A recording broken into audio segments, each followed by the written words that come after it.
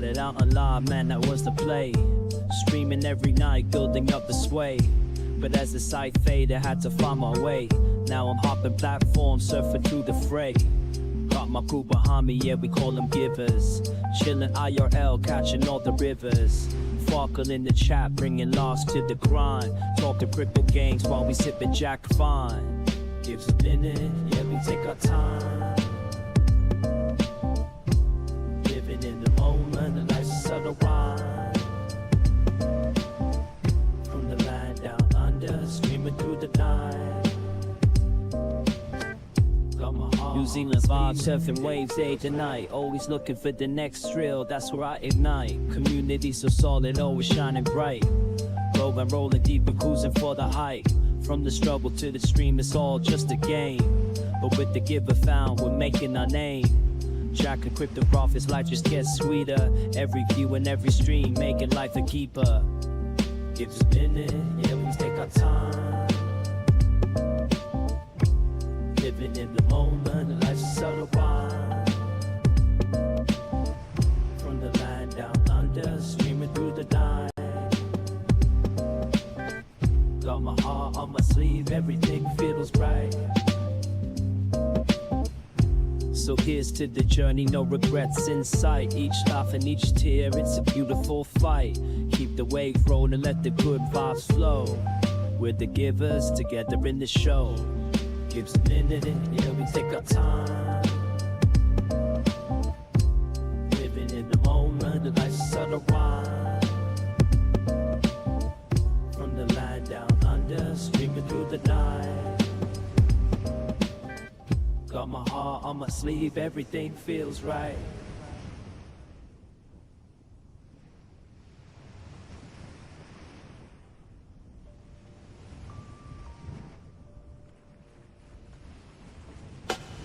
Script how we play a game. From start to next, I'm chasing fame. Put the year behind me, changing scenes. So through it and then living out the drink of my acoustic strum. Curing it chill for cracking jokes. Go stop the thrill. In the land of Kiwis, we ride the waves. Our streams phone, no better days.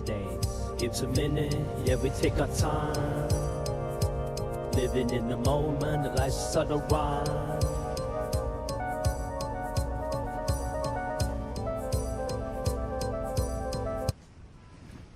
Hello, the internet. It is Sunday, the 17th of August, 2025, and welcome back to the channel.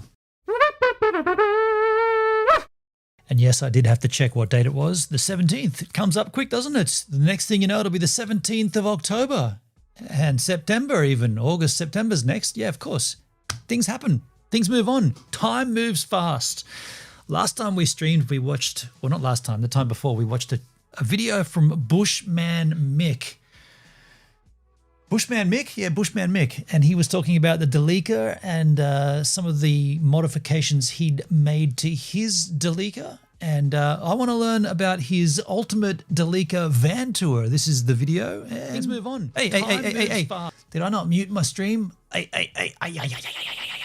How come that's playing somewhere? Where's my stream playing? That's better. You know, the stream's always playing in the background. Yeah, so I want to watch Bushmanmick because he won me over last time, and I feel like he could win you over. Just a heads up, I'm in a bit of a state, bit of a mood, a bit overwhelming. I had something that needed to be done on Govan. Oh yeah, I can probably tell you about this too. So I posted up on the forums about the timing belt, and it's going to be about $3.5 grand.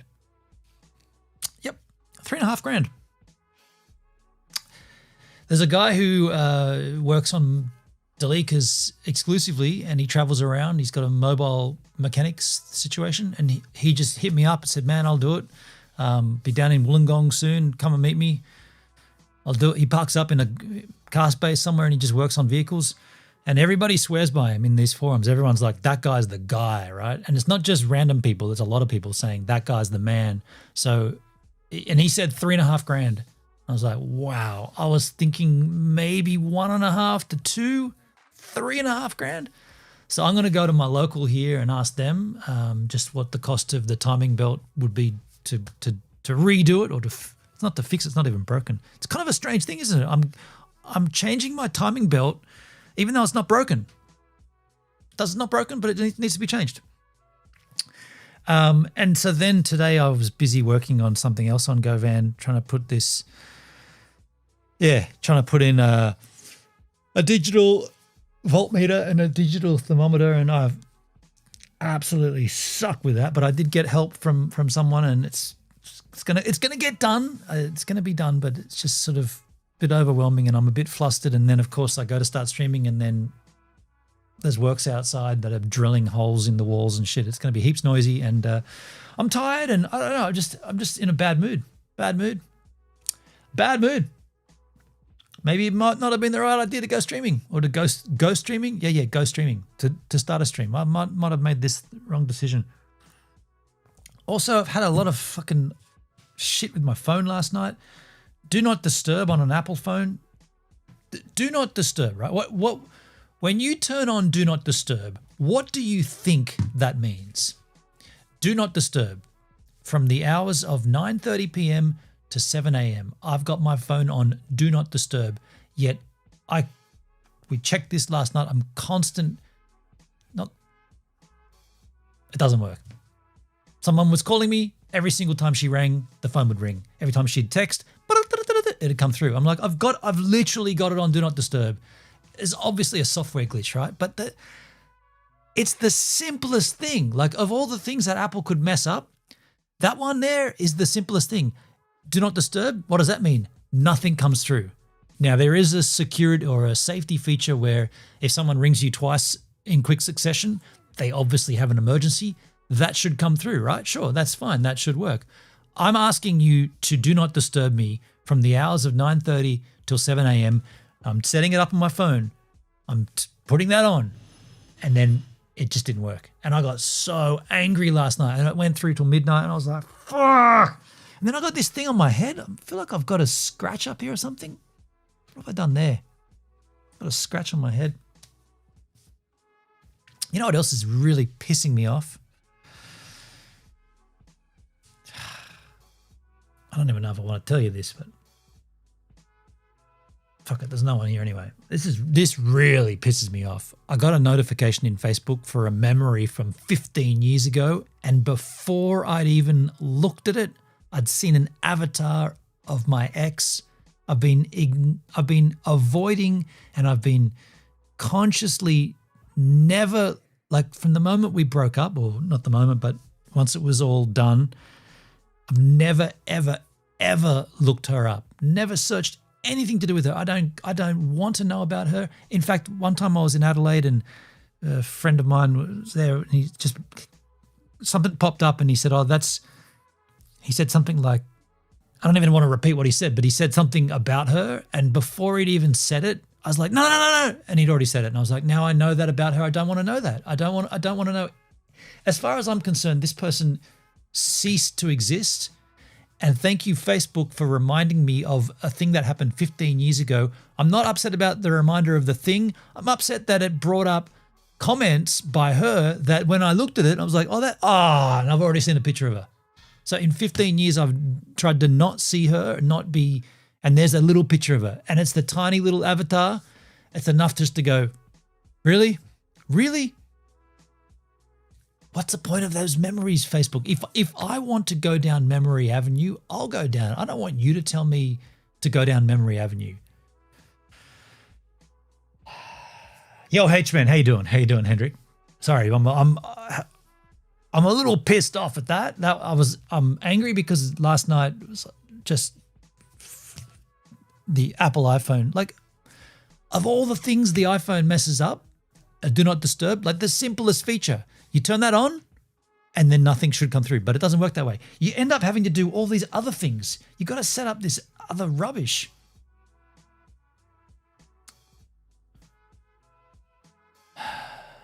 Yeah, I had to set up all this crap on here. What was it? Focus. Settings. Do not disturb. Then you got to silence notifications. You got to add people to it. So I've got to literally say the person I don't want to get through, 2 people. And then you got to go to the apps you don't want. Like, what the fuck are you talking about? If Do Not Disturb is on, It should just be on. Why have I got to go and add people to a list and add apps to a blacklist of apps that I don't like? What it doesn't compute, right? Whatever happened to Apple being like super intuitive and just user friendly? Are you telling me I've got to add? I'm turning on a feature. The feature is blocking all incoming traffic to my phone. So you turn that on, but then that's not the only thing you got to do. You then got to go and add each app to the list of apps that you don't want to disturb you, and then you got to go and add people to the list. That's fucking, oh my God, so dumb, right? I've mine the other way, only allow certain people. I mean, but that's not what it's saying, H-Man. That kind of makes a bit of sense what you've said, but that's not what this is saying. This says silence notifications. Notifications from selected people and apps will be silenced. Isn't that what do not disturb actually means though? Why is there another tier of it, another level you got to go down? Oh, did you turn on do not disturb? Nicely done. Now, who do you want not to disturb you? Everybody? If anything, that should say, you've turned on do not disturb. Did you want this person to be able to disturb you? Yes, I'll take that person. Instead, it's worded the other way around. It says, notifications from selected people and apps will be silenced and sent to notification center. Ugh. Fucking so dumb, right? Who, like, are you telling me they sat in the big exclusive board meetings with Apple in their beautiful circular building and they went, yeah, Joey, that makes perfect sense. We'll code that in. That's perfect. You've worded that exactly. That makes sense perfectly. No, so stupid. So that pissed me off. And then I'll tell you what else just pissed me off. Because Govan is a Japanese vehicle, I've got to try to find a fuse, one of the fuses in the fuse box. And I went to use the Translate app, and I'm on this page. Man, this will blow your tits off. You go to this Translate app. You get to this page where it says download offline languages. Okay, well, I don't really want to do that. I just want to upload my photo. I just want to upload my photo and get it translated. No, can't go past this screen. Click on that button. Doesn't do anything. Got to go and download all the languages. So you have to click this blue button, and then you have to download all the languages, or you could just choose one, which I did.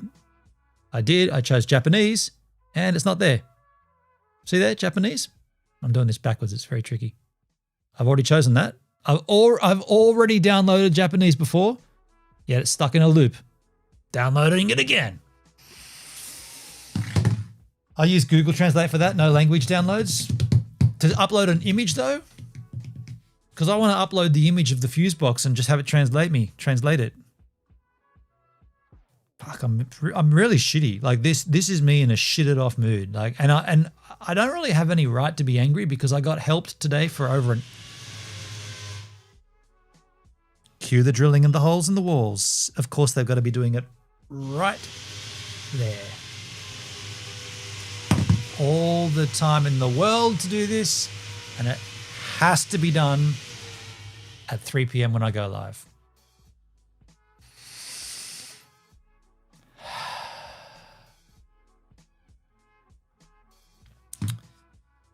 What was I ranting about?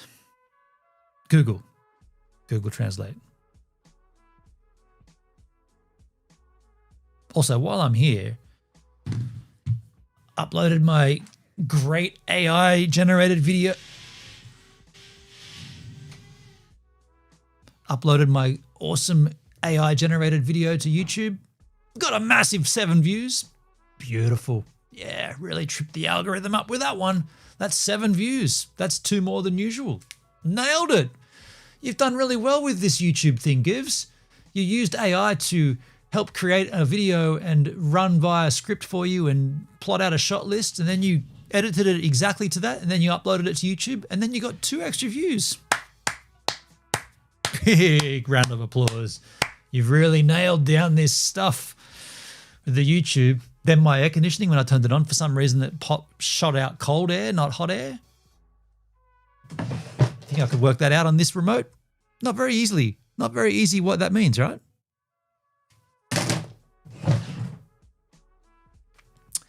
I'm trying to show you this YouTube machine. I'm just all kinds of pissed off. How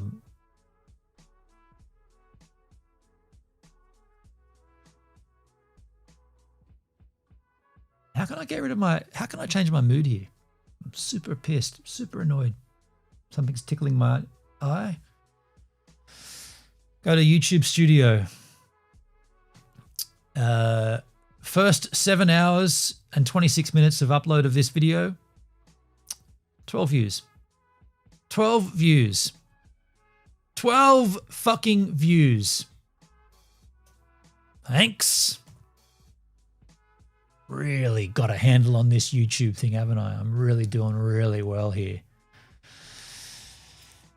Point the camera at the stuff I need translated, no uploads. Google Translate. Images. Choose a file. Browse your files. Photo library. Okay, here we go. I'm trying it. That's the image I'm trying to translate. Translating. Translating. Too bright.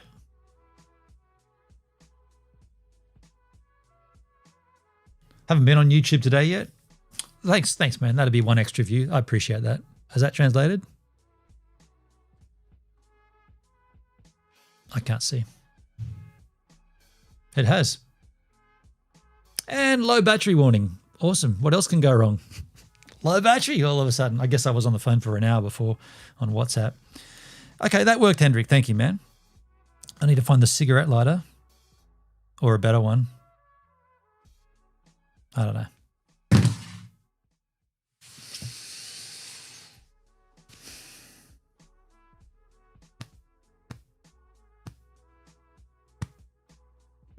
I don't like my hair either.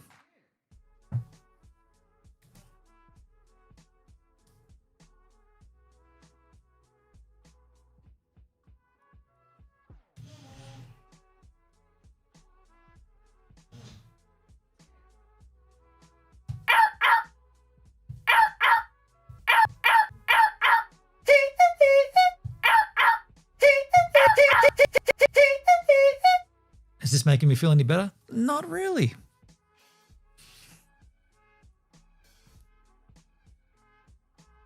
I might just sit still for a while, eh? Guy sits still on stream. Not sleeping, just sitting still with my eyes shut. I got to change my mood, right? I got to change my mood. I'm in a bad mood. I haven't had a haircut for about half a year. I think I'm getting a skin cancer. Something's irritating my scalp here. Something's up there. What else can go wrong?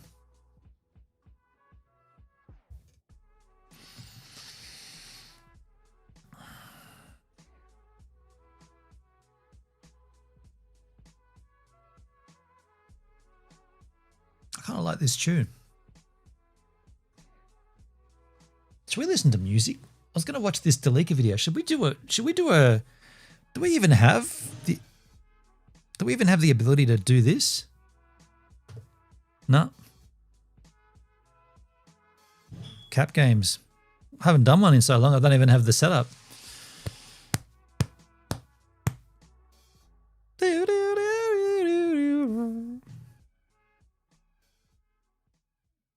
guess I could work on setting one up.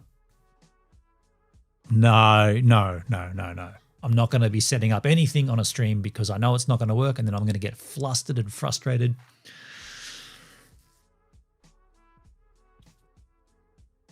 I'm tired.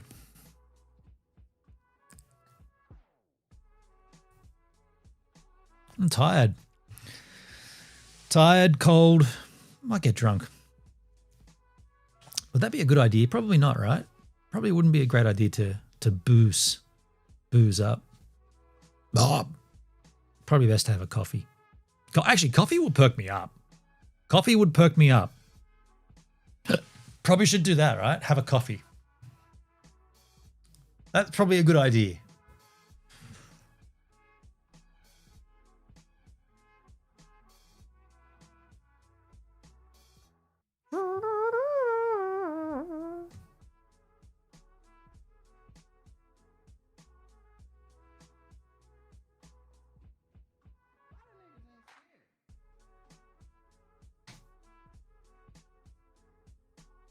Coffee, that's my vice of late. You're getting you're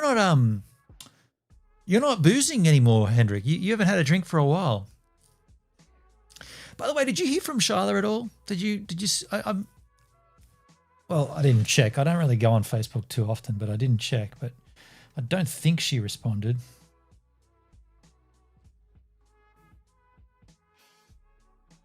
Oh, legend.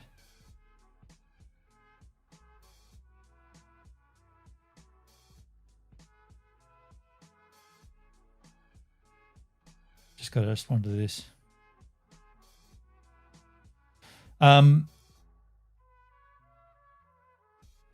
Yeah, I never got a message back. No.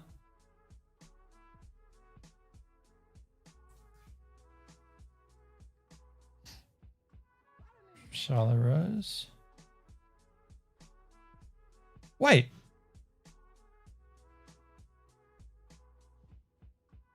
We're no longer friends.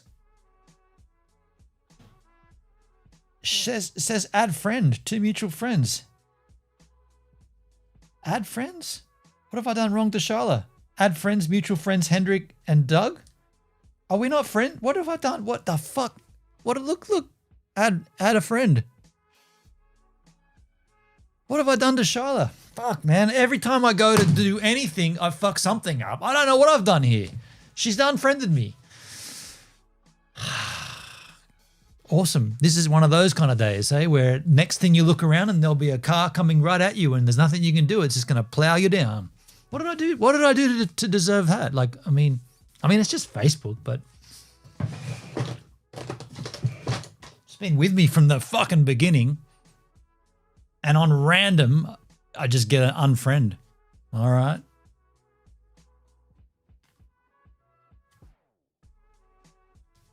That is weird, though. No worries, Shiloh Banks. Adrian Rose. You see what I'm doing here? Combining the two. What have I done? What Hendrik, do you, like, honestly, do you have any idea what I did? What did I do there? Did I mess that up somehow? How could that have been? My father did that to me. Yeah, your dad did that to you. Fuck me. I mean, that's baffling.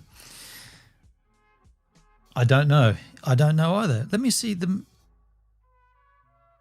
Send her a message on a birthday.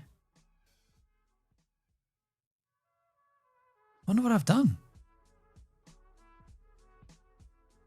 The fuck did I do?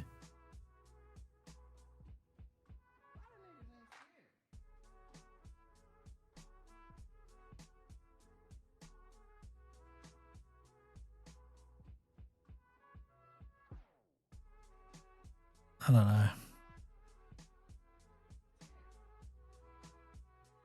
Wow.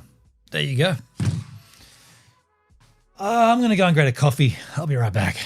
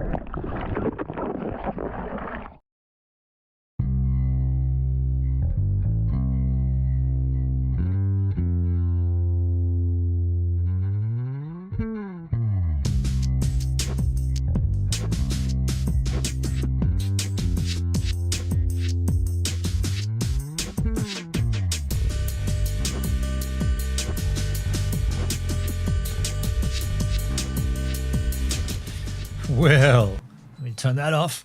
I just made a decision right there in my head. I'm not going to be in a bad mood anymore. I'm going to change it. It's easy to get in a bad mood.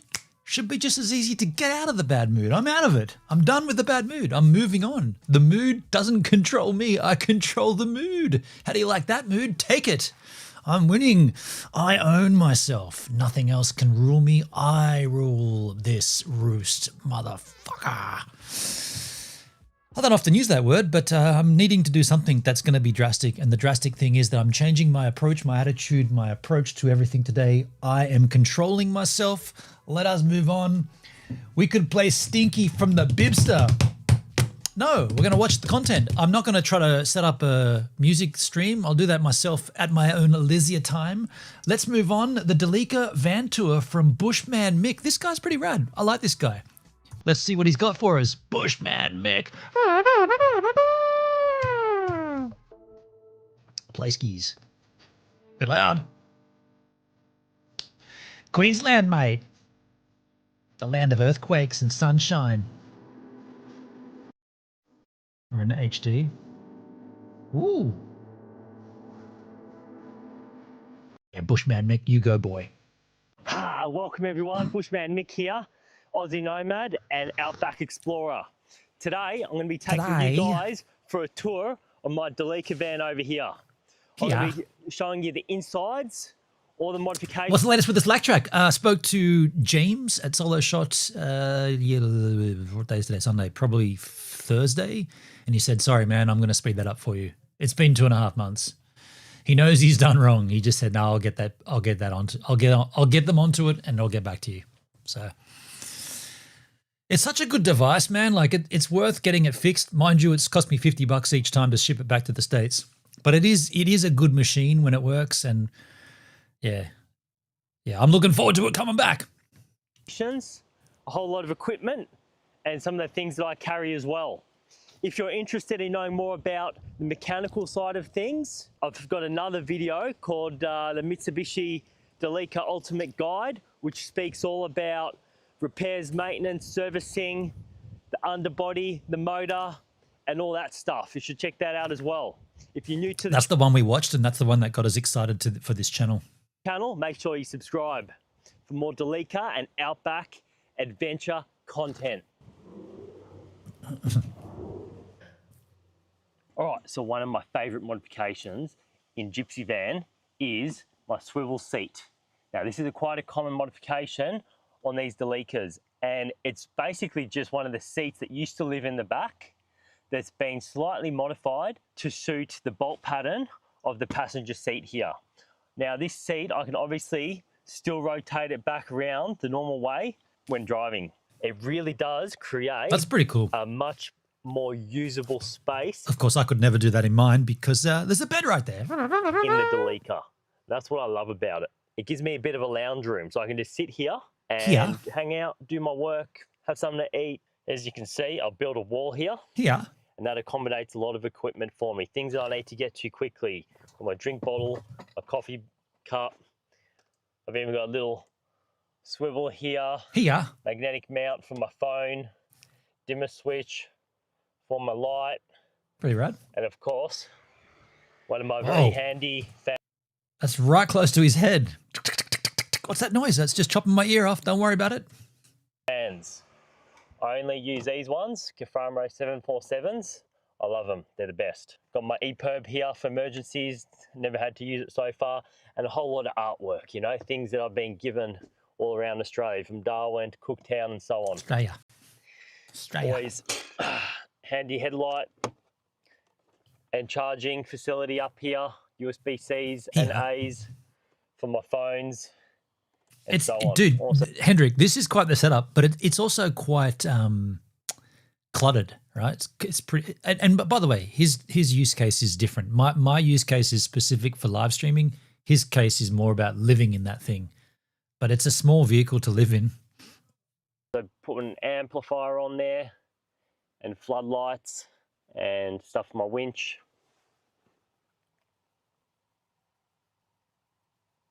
Another great thing about the swivel's chair means that I can easily jump from the back into the driver's seat without having to go outside and all around the vehicle, which is really handy, especially when it's raining. Now, in the front, there's a few subtle modifications. Hey, first of all, that's what I'm doing. That's literally what I'm doing right now. I'm putting in electronic in my Binacle. You have aftermarket water, fuel, and oil pressure gauges. Water temp gauge comes in very handy because, as you may know, factory temperature gauges are not very accurate. By the time it's gone up to too hot, the engine temperature is probably way over 120 degrees. I do like what the Pommy landscape photographer did to his. Yeah, that guy was pretty cool. Yeah, I liked his setup. By the way, looking at my set out or my bed fit out, there's one thing that they did wrong when they made that that bed. They unfortunately they put some 4x2 slats on top of the shelving, on top of the drawers, to then rest the marine ply on top of it to make the bedding. What they should have done instead was just put that marine ply directly on top of the drawer system. And if they were worried about sealing it and not doing that, they could have put just a thin, like instead of a 4x2, because that's an extra that much height, which is, funnily enough, just the extra height you need when you're sitting up in bed. Because like you can just sit up in it, but if it was about that much more, it'd be perfect. And that's a lot of extra weight, right? Yeah, they could have. Yeah, totally. They could have gotten away with using less weight for sure. And so you're already starting to cook your coolant and possibly your engine. Second fuel gauge is for my second fuel tank. If you want to know more about that, check out my other video on the outside of the Delica. And here we have my tyre pressure monitor. If you can see that, it's got 6 sensors on it. These are really important for overlanding, in my opinion, because it can save your tyres from blowing out on the sidewall by giving you a warning that they're going down. I do have an ARB compressor installed with a rear air locker. And I've also wired up a winch control switch here, which comes in really handy, especially when you're recovering all by yourself. Second fuel tank switch over here. And I've also wired up my head unit to run off this switch from my external battery, from my lithium battery. That way I can have my stereo running all the time, even with the engine off, and it's not going to drain my starter battery. That comes in really handy. And I love having good quality music. So I've got 2 6x9 speakers running at the moment, and I've got a review mirror camera up here as well, so I can always see what's going on behind me when reversing. Pretty swish. And so on.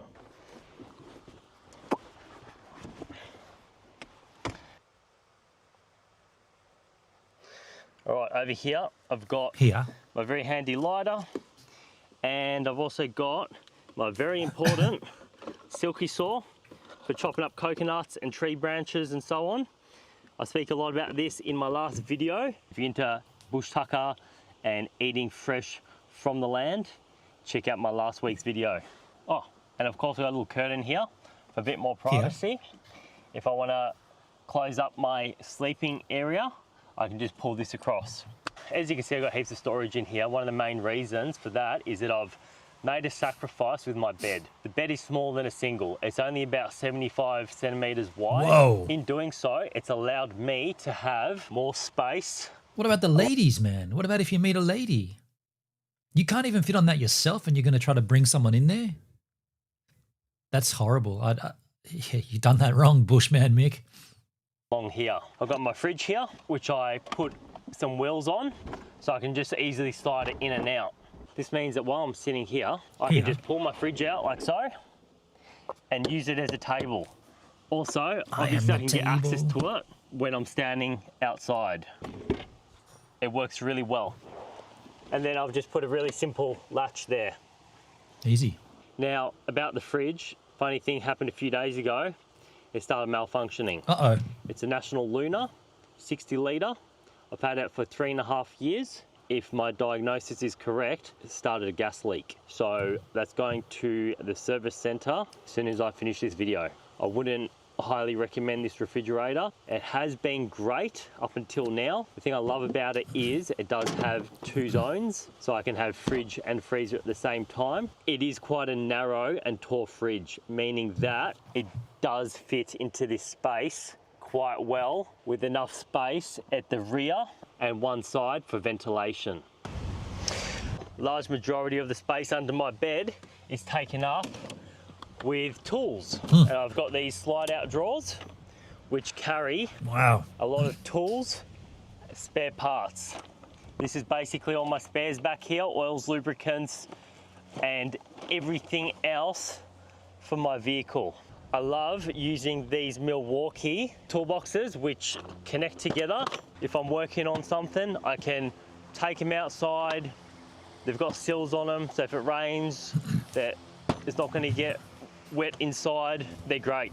I just use these standard slide out rails. You can get them basically anywhere. I purchased those ones from eBay. And on top of that one, another very, very handy slide out drawer. This one's great, being so shallow. You like his cap? What did it say? I didn't see it. It gives me really good quick access to tools, so I can do repairs, modifications, and paid jobs fast and efficiently on the road. I fucking love Oz. I love that. I FN love Oz. Cool. I do a fair bit of electrical work. I do van installs, all stuff to do with 12 volt, and I do a little bit of mechanical work as well. I do on my own repairs and maintenance. So this, for me, is really important. Bit of everything here. Here. I use these areas mainly for storing my shoes. It helps keep the area a little bit cleaner as well. At the base of my bed here, I've obviously got some shelving with my books, bike gear, knife sharpener, and all my other bits and pieces, personal things. It's pretty cluttered, but it's also kind of well organized, you know? It's a bit of both. Camera recording stuff. I love using magnets, you know. Magnets come in really handy. And I love using these broomstick holders just from Bunnings. They're really cheap. You may have seen already, I use them everywhere, including on my fishing rods. And the top shelf, another dimmer switch for my lights back here. Another magnet for my old phone comes in handy. All my toiletries and first aid. But not cheeky babe friendly. No, not. It's definitely handyman living in a van style quarters, isn't it? Yeah. My van presents nicely, like, you know, it's all cozy and there's pillows and it's just for my van, for what I need, it's perfect. And for him, he needs this. I'd argue he needs a bigger space if you're going to do this. You can't, Delicas are like, I don't know, they're good for off-road missions for a short amount of time, but not, you couldn't live in, I mean, he does, but I don't know, it's too small. I just use these cheap wire baskets for all my little personal things. And even these lunch boxes from Kmart, they come in handy. I make a few little kits to put in all my extra electrical wires and accessories and so on, and my knives. I really want to know what he does about air conditioning and about pooping and peeing. Does he have a pea chute? I bet he does not. Craft, hunting knife, skinning knife, and so on.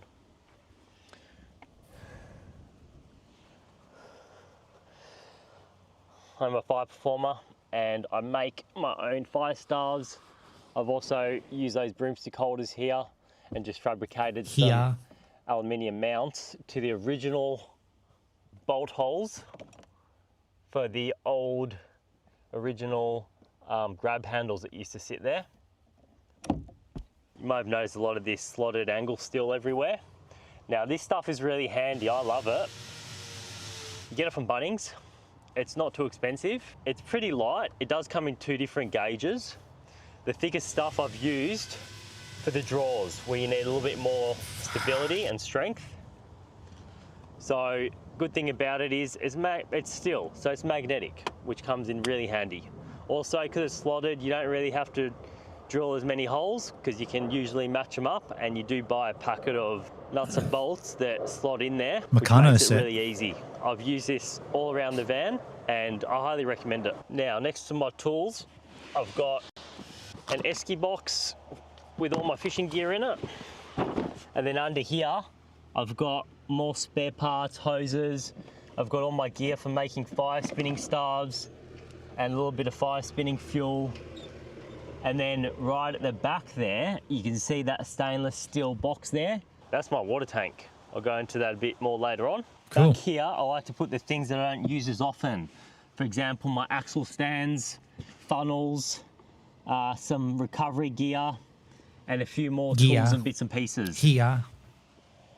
It has taken me years to work out where everything needs to go, and the way I've designed it is so that whatever I'm using the most is obviously the most accessible.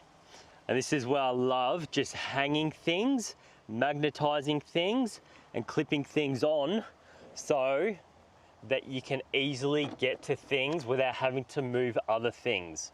Over here, obviously I've got my Makita battery charger, because I do use my Makita quite a lot for angle grinding, chainsawing, drilling and so on.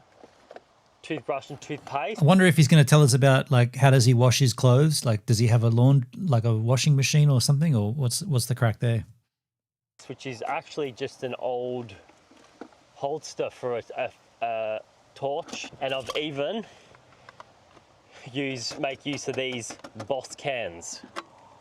These Coffee Boss cans are made out of steel, so they're actually quite strong. And I'll just take the lid off, and then you can put magnets on them, magnetize things. This one here is actually handy. Screwed on, and I use this for all my hiking cutlery, a coconut straw. That's pretty cool. And of course, my fishing and filleting knife.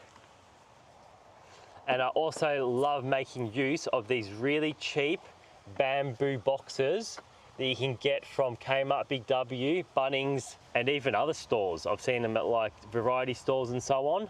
They come in a variety of different shapes and sizes, and I use them everywhere. They're cheap, they look good, they're lightweight, and they're pretty strong. In this case over here with my filming equipment and charging station, I found that I was breaking them now and then.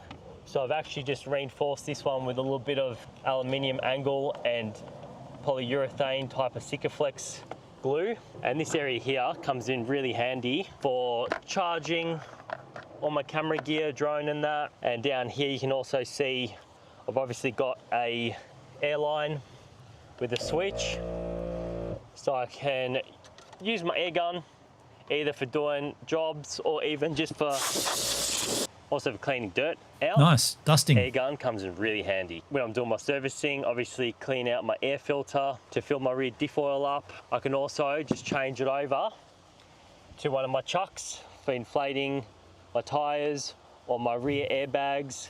Pretty handy. Or the tyres on my bicycle. And I've also put a switch right here so I can control my steps. It's not always coming in and out every day. It gets a bit annoying and it's quite loud, so I've just switched that up.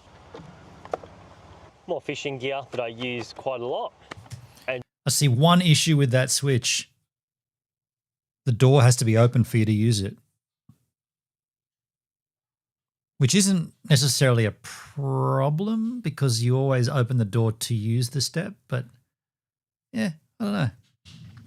just above it, I've got my battery monitor sitting at 100%. And of course, another one of these Caframo fans. These guys have got 2 speeds. I find that they last a really, really long time. Eventually, the first thing to go on these fans is the brushes, but I've worked out how to just replace the brushes for a few dollars. What's going on over here? I've got a battery charger for my lithium batteries, and this is my charging hub for all my USB and USB-Cs. Down here I've got my shake making and a little bit of food stuff and a blender from Kmart, along with my 600 watt inverter projector. This thing's been going for years and years and years with no problems. I love it. 600 watts is plenty for me. And I've just got a power board there. Done deals. And right next door to that, I've got all my clothes storage. Now this is not a real samurai sword, that's just one of my fire spinning props for fire performing. And I love using these quick fist rubber holders. They're really good product. I've got them on the outside as well for all my poles and spears. And as you can see, more of this slotted angle steel. And I've created a little shelf up here, a long shelf for more fishing gear, fire spinning materials, and like one of those mats for when I'm working on the vehicle or like doing stretching, something to sit on and lie on. And more of these bad boys. I absolutely love them.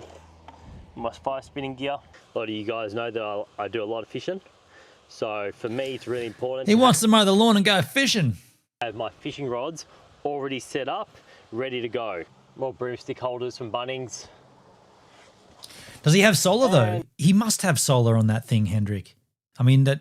Yeah. You can see the connecting point right there where my mouse is. I want to mow the lawn and go fishing. There it is. And I've just also used Yes. from Bunnings, No. Yes. cut to size, screwed on for all my Yeah, fishing rods. there it is. Solar panel. LED lighting. Another fan back here, which is really good in those really hot nights, especially up north in Darwin and that during the wet season. And it also provides really good airflow, of course, to stop mold from happening when I'm in humid environments. Solar screens, a lot of people want to know about these. You can get them from Delica Garage or you can get them directly from the Solar Screen website. Just Google it. I usually have one there as well. I've just removed it for this video to allow for better lighting. Down here I've got a service box. That area houses my battery, wiring, fuse boxes, and a whole lot of other stuff to do with the 12-volt system. I'll show you that later on. It's pretty cluttered, isn't it?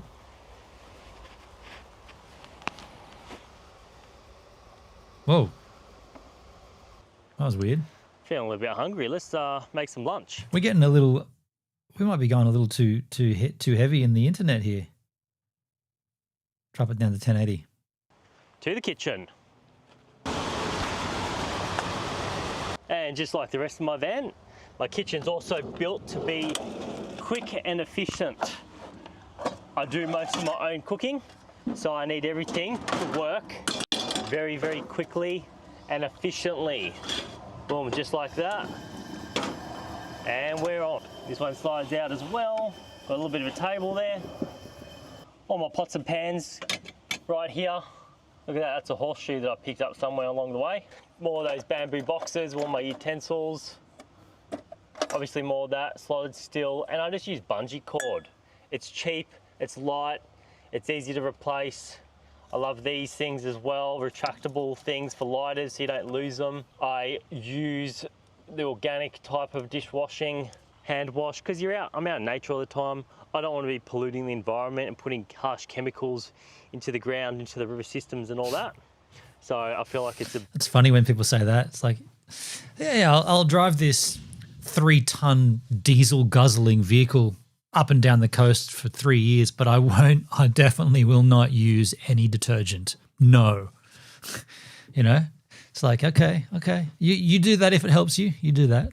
bit of a responsibility. And more of those bamboo boxes. Yeah, and I'll also burn butane gases to cook my food. But I will not be using any of those detergents. Oh no. Now this is really important because usually when you pick up a mouse, you're going to be pretty far away from shops and anywhere to find a mouse trap. So I've got mine already loaded up with a little bit of peanut butter in there. Cockroach bait's also really important. You know, every time you're out bush and you camp under a tree, you're going to get cockroaches and they're going to find your food. So highly recommend these little things. Now let's talk about the water tank. Yeah. I designed my own stainless steel water tank. Back here, as you can see, a bit of clear tube there, you can see the level. And I've got it so that I can easily access the water pump. I only use shore flow water pumps. They're the most reliable, they last the longest. You can get them for a pretty good price. I think around $120 I paid for that one. Hose here, I just use a bit of shower hose. Listen, shower hose probably isn't the best in terms of longevity.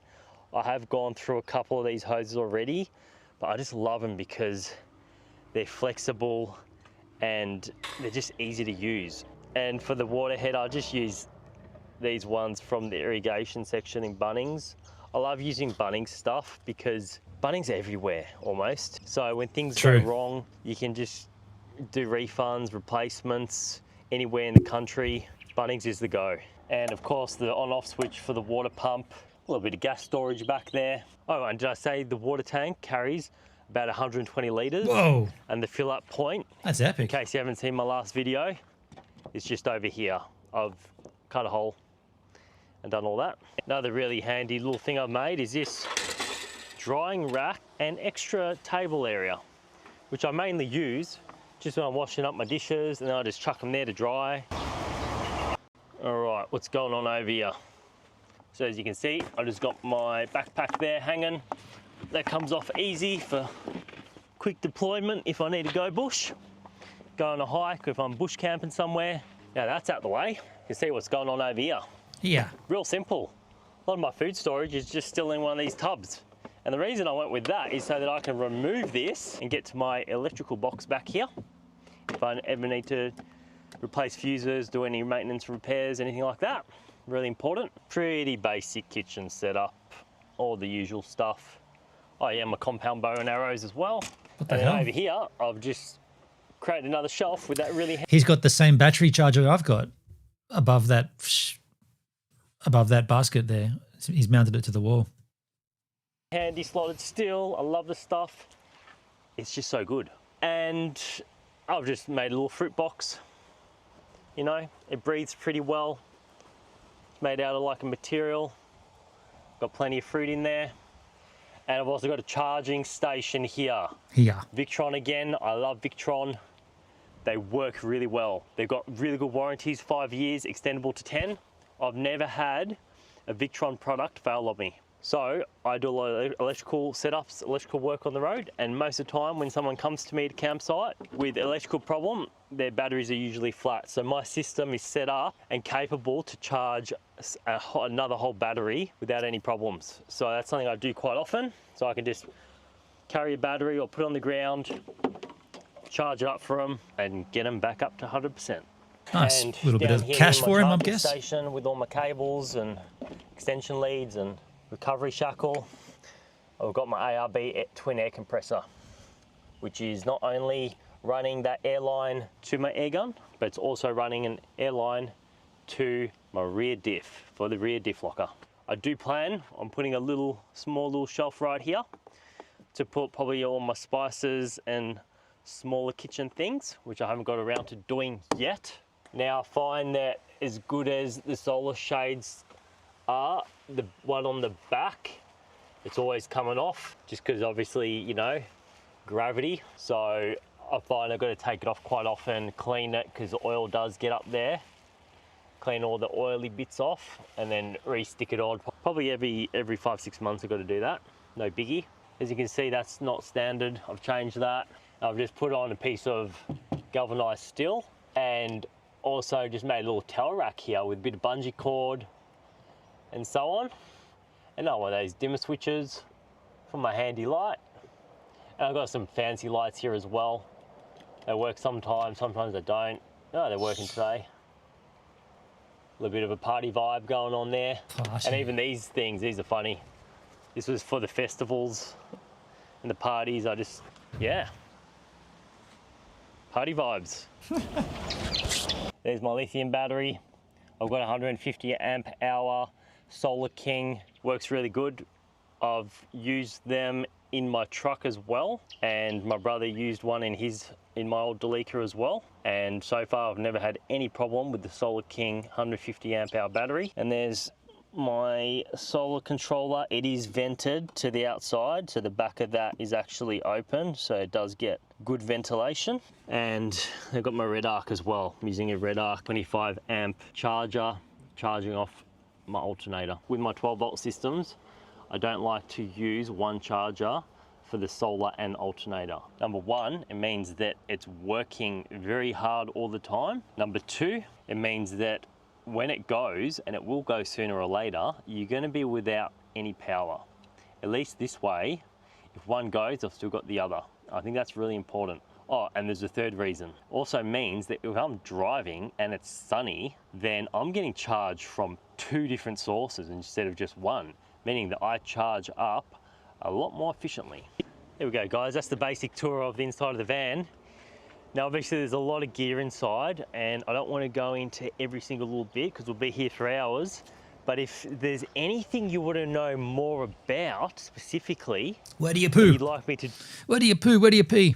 do a independent video on, let me know in the comments below. I'll give it some thought. If you're feeling inspired by me, I'd like to know more about how I make this life work. I am a life coach, and I love helping out other people to reach their goals and to all round optimize their life. I've got my email address and my Instagram at Bushmanmick down below in the description, so feel free to contact me. I've helped out heaps of guys already, and ladies, but mainly guys, to help make a better life for themselves. Whatever it is you need help with, if you're going through some tough times at the moment at home, or you just want to know how I make all this work for me financially and so on, get in contact with me. I can help you out.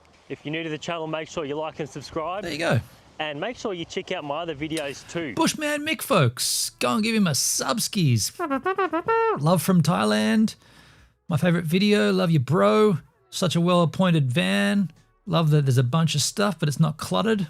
I disagree with that. Top quality vid. Yeah, he's getting a lot of love here, folks. A lot of love-a-runos. Let's move on. What's this? The Sale of the Century 1983 theme song. Okay. Whoops.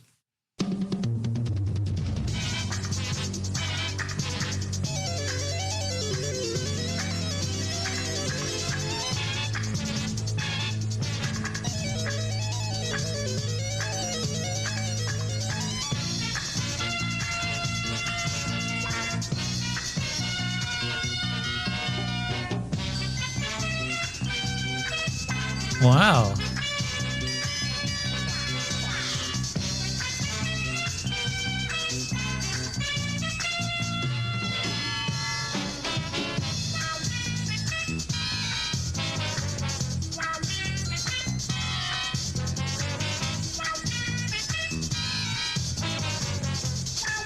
It's Mr. Bungle.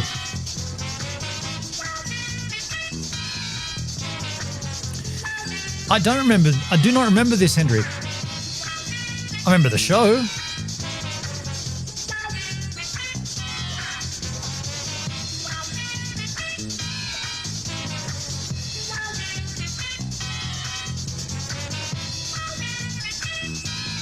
Was this at the closing credits after the show finished?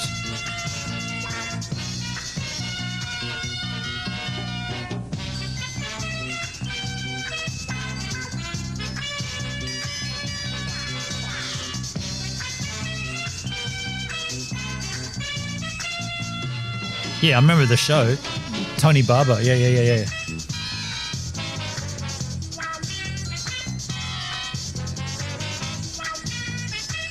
Pretty long. Is this the opening credits? It's pretty long. Both. They use it both front and end. Yeah, okay. How long is this, dude? Okay, 2 minutes. Who uploaded this? Well, it might have been Duncan.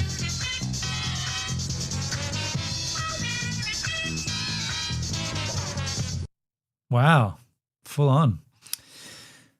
What's this? I got banned on Twitch. Did you, Nutty? What happened? Nutty. Nutty. So I just got banned. It's a 1-day ban, so it's not a big deal. I wasn't even going to stream tonight. What is a big deal is the reason I got banned. You probably already guessed it. It was a simulcasting guidelines violation. A lot of you guys probably already know this, but Twitch have changed their policy though, haven't they? This might be a bit old. It would have been you that uploaded that linked that up to us. Yeah, okay. Yeah, they used to not allow multi-streaming for partners. I'm not partnered, so I can multi-stream, but has a clause in their terms of service that prevents you from combining multiple chats on screen. And if you've been following me for a while, you'll know that I built a tool that allows you to combine multiple chats on screen. I'm not actually sure if that's the reason I got banned, but if it is, this is the first time I've ever seen this rule. Wait, actually, he built a tool that allows you to multi-chat? Oh, I'm happy with mine though. Beamstream.gg UniChat works just as well. be enforced. It's not new. It's actually been in Twitch's terms of service for like over a year at this point, but nobody's actually been banned for it until now. You used to not be able to multi-stream at all, but during TwitchCon, not last year, but the year before that, they announced that they would finally allow multi-streaming, but with a few caveats. And can I just say, some of the rules they have are a complete joke. If you actually read the terms of service, they've made it so vague that they could pretty much ban most people that are streaming on Twitch right now. So let's actually read through them so you can see what I mean. The first dot point says, you ensure that the quality of Twitch users' experience of your simulcast is, at a minimum, no less than the experience of other platforms or services. Basically, what this means is you have to stream at the same quality to all platforms, or Twitch has to be the highest quality. That's not very difficult to do. I mean, just send it to Restream and then send it out. Unless Restream downsamples it, you should be good. So you can't stream on 4K on YouTube, but 720p on Twitch, for example. That's fine. I mean, I think it's bullshit and shows some insecurity on Twitch's end, but it's fine. At least it's a clear rule. The second part makes no sense. Including by your engagement with the Twitch community, for example, via chat. Oh, wow. What does that even mean? That means that if the chat's popping off with all different comments, you've got to read the Twitch one more than the other ones. Does that mean we have to respond to Twitch chat more than YouTube chat? Yep. Like, if we spend 75% of our time responding to YouTube messages compared to Twitch messages, is that a violation? What if I get a huge donation on YouTube? Am I allowed to acknowledge it, or would that be too much engagement for you? Like, what is the appropriate level of engagement for silly Twitch? rules? They're pretty silly. Like, how do you even quantify that? I know at the start of the video, I mentioned that I use multi-chat on stream, and that could be a reason why I got banned. But I actually think that's not the reason. I think this is the real reason. Twitch is losing it. The race to be the supreme platform for streaming, as you might not agree, but I feel like Kick is winning that. Kick is winning. Kick had Mr. Beast the other night, right? Kick is winning, man. Kick is kicking goals. Kick is leading the trail, that's for certain. Right here.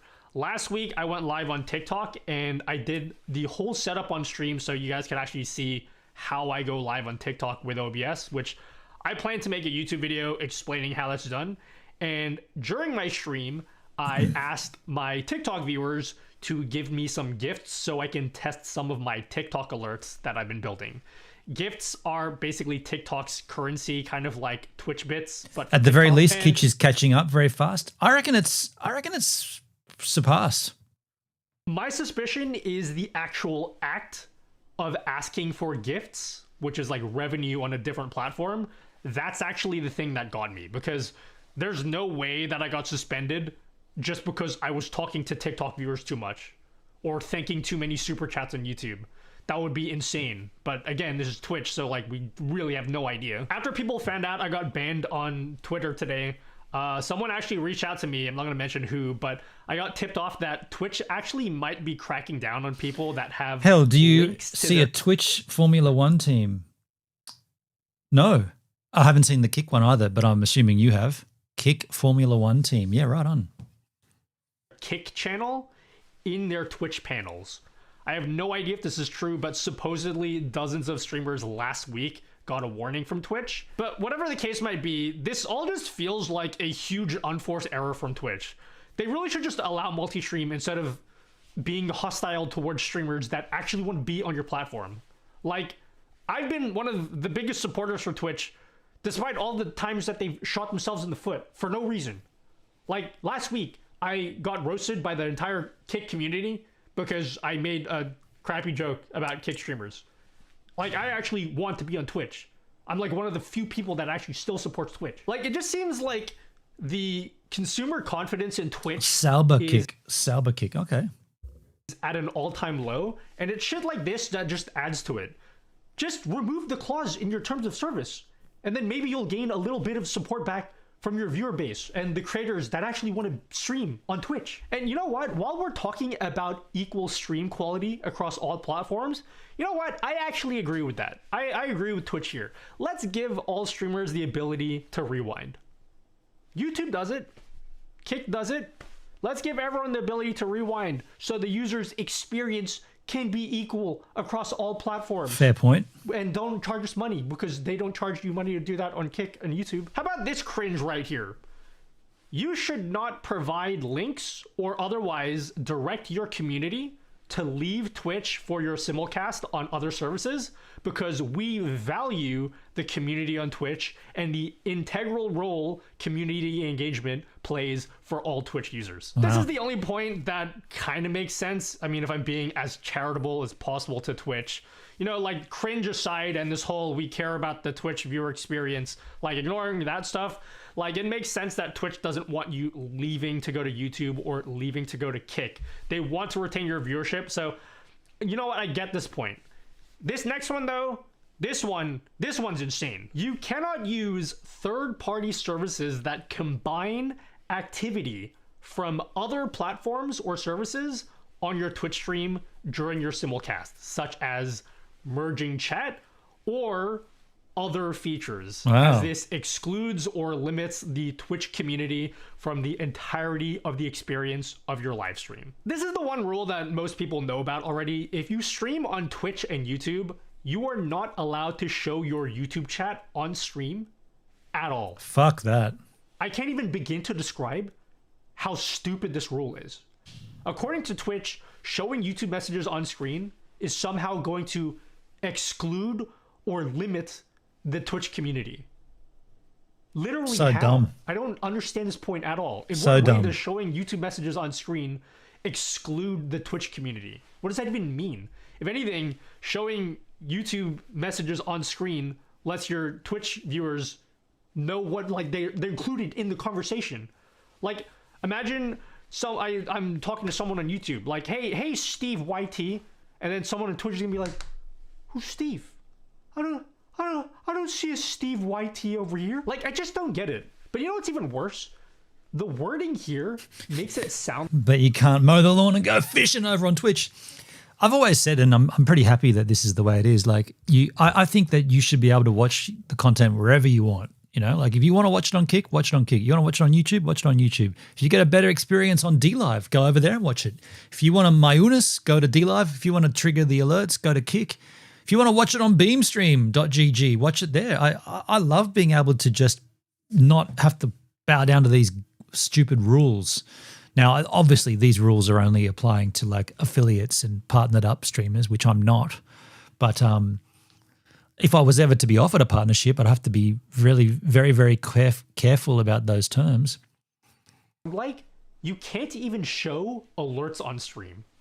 Again, am I allowed to show YouTube super chats on screen? Am I just supposed to Seems ignore pretty strict. every time someone gives me money on YouTube?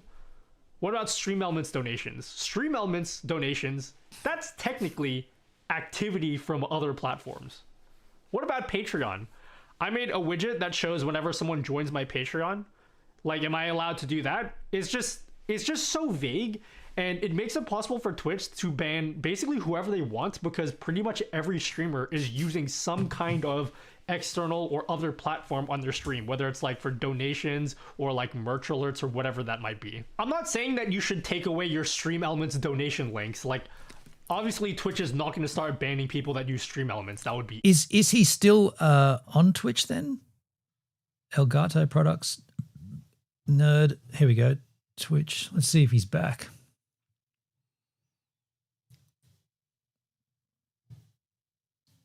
Uh, 17 days ago. Ooh. He hasn't been live very often. He hasn't been live for VODs. 17 days ago was his last stream. 38,000 followers on Twitch. Now, I am live over on Twitch right now. Let's find my channel. Give us a minute. First beam stream, not using Restream. I don't even really look at Twitch. Here I am on Twitch. This video download was cancelled. Aren't I live? Gives a minute you're streaming. Wait, I'm live right now. Well, that's weird. This is why I don't give a shit about Twitch, right? I'm literally live on Twitch right now. Live now. Yet when you go to it, watch now. No. You know why that is? Probably the bit rate. My bit rate's probably too high. Suck it, Twitch. I don't give a shit. Insane. But like the wording here technically makes stuff like that permissible. And even when they say other platforms, they only mean like streaming platforms. Like even if they clarify that, that's still a bullshit rule, because again, when people are donating to you on other platforms, it's insane that you're not allowed to acknowledge people that give you money. Like they're giving you money. We should be able to say like show stuff on screen when that happens. Like I said, it's a 1-day suspension. Like I don't care. Computer says no. I'm unbanned. Like it literally doesn't affect me in any way. I just don't like how the rules are so vague, and I don't even know why I got banned. Like my assumption is going to be because I used multi-chat, but it doesn't actually tell me that. And even if that was the case, why am I getting targeted? There are people with like 10K viewer streams that have multi-chat, and I've not heard a single person get in trouble for that. I'm literally the only person that's been in trouble for this as far as I know. Some people are saying that the reason Twitch doesn't allow multi-chat is because they can't moderate messages that come from other platforms. If we did have you combine chat, you are now responsible for whatever is said on the chat on those other streams. Because if somebody comes in and says something against our community guidelines, we don't know if this person is suspended, if this person is banned, if something's happening to this person. We have no information about that at all. And I'm sorry, I don't buy that excuse. If that was the case, isn't that the case? Just write that in your terms of service. But isn't that the case of everything? Like the streamer is responsible for what they stream, whether it's chat, whether it's images, whether it's music. They're responsible. So why would it be any different for the chat? And if that was really the case, does that mean why am I allowed to stream my COD lobbies? Because we all know COD players love their 4-letter and 3-letter slurs, right? Why am I allowed to do that, but I can't show messages from YouTube, which are an actual core part of the stream? Why isn't that allowed? And why are you suspending streamers before anything has happened? Can you imagine like a cop pulls you over and then and he starts writing you a ticket and you're like, oh, officer, why are you writing me a ticket? And he's like, oh, well, because you have the potential to speed. So we thought we'd just get ahead of it and give you a speeding ticket right now. That's how stupid you sound. And to top all of this off, a good point. At the very bottom of their simulcasting guidelines, it explicitly states, if you fail to adhere to the simulcast guidelines, Twitch will send you a warning prior to taking any enforcement action. Yeah. Where was my warning? Did I miss something? Or is my warning gonna come after my suspension's up? Like, I'm just saying, your own guidelines explicitly say that you should receive a warning, and I didn't receive one. But yeah, for anyone that is currently using my multi-chat overlay, I would recommend that you either turn off the YouTube toggle altogether, or at the very least, turn off the platform icons toggle, so it doesn't look like you're combining chats on the screen, because I have no idea if this is just a one-off suspension or if this is going to be the beginning of the start of a wave of streamers that are going to get suspended in the next few weeks. In conclusion, what the fuck, bro? What the fuck, bro? Bro, amend your terms of service, Twitch. Don't call me bro. Don't call me bro. You're out. If you call me bro, you're out. Violinist asks if I can play pirate metal and challenges me to a duel. Not right now, though, because I'm going to go out and grab myself a homebrew, and I'll come back and we'll get ourselves into a violin duo with Dovydas. Right back, Sue.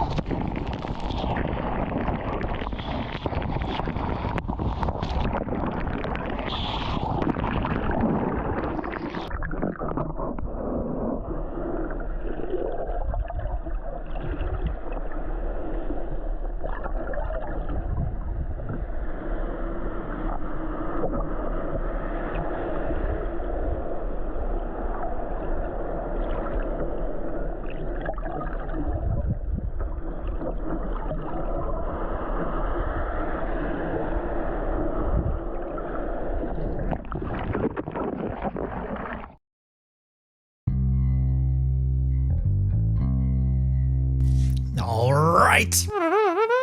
Got some chips here too. Exclamation drink, exclamation pour in the chat for homebrew celebratory times. Because it's a Sunday. We're not celebrating anything other than the fact that it's Sunday.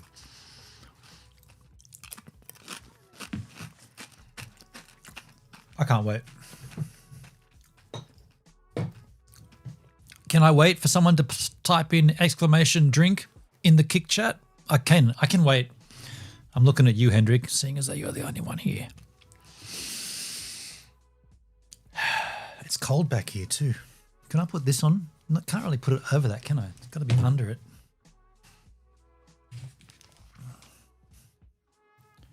Is that better? No, I can't hear it now. I'm all over the shop here. All right. Thank you. Can't wait. And I'm being too forceful. Didn't pour that correctly. Too much head. Yeah. Make this the obvious gag about you can never have too much head. What's this? Violinist. Yeah, you want to do a song? I came to ask if you want to do anything before I de-pirate myself. Yeah, let's do a song. Cool. Normally I have my drum pad. Yes. I left my drum pad at home. Uh-oh. This is from a guitar center in Salt Lake City. I have only one drum kit. Hey, thanks, Rob Ozzy. Cheers, dude. How you going? How you going, Rob? Good to see you, man. That's it. That's all you have. That's all I have. I love it. So we're just gonna go with it. So what key are you feeling? You're inspired to play in what key? It doesn't have to be anything you did today or yesterday. It can be something like whatever. Maybe B minor. B minor is a good key. It's a very pirate key. Very pirate. And then the mood, the feel. What's like the ambiance of a music of a song? Because I allegedly can do. I'm good, Rob. Actually, no, I'm not. To be truthful, I'm not anymore. I was in a bad mood earlier. I've been in a bad mood all day, but I've got rid of it. I said to myself, no more bad mood. I said no more bad mood. I threw it out the door, and now I'm in a good. Who did that on YouTube? Joe Chadwick. Yo, Joskies. Thanks, Joe. Subbed over on YouTube. Thank you, Joskies. Any vibe, any beat. Any vibe at all? Yeah. Pirate metal? Pirate metal. I can do that. I can do that. I can do pirate metal. Actually? Yeah. Okay. Yeah, I mean, yeah, I can do that. So, okay, check this out. It's gonna be my interpretation of pirate metal. Right, because most metal has more than 4 drum sounds. Right, and I am from a different country, so like what pirate metal is in Central Europe may not be the same what's pirate metal in America. So true. So you will receive a beat that is Central Northern Europe pirate metal, because actually Lithuania is on the Baltic Sea, and they did trade with pirates. True. I had so many more jokes, but we're doing one take. Is he from Lithuania?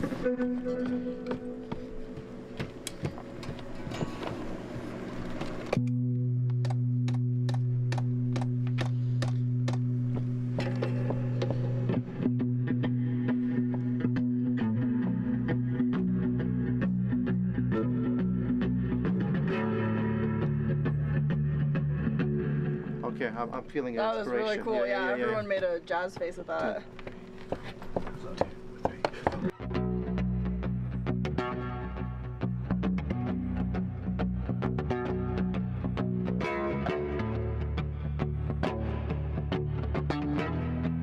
Sounds cool.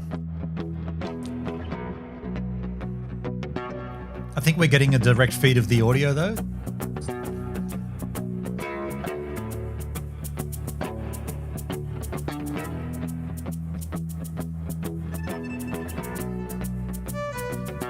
This is your link, Hendrik. You watch this guy a lot, do you? Pretty cool.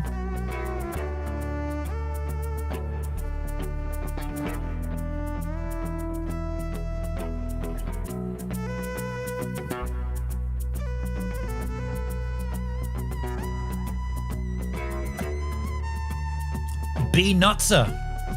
Be nutser. Moin gives minute and all. B Nutzer?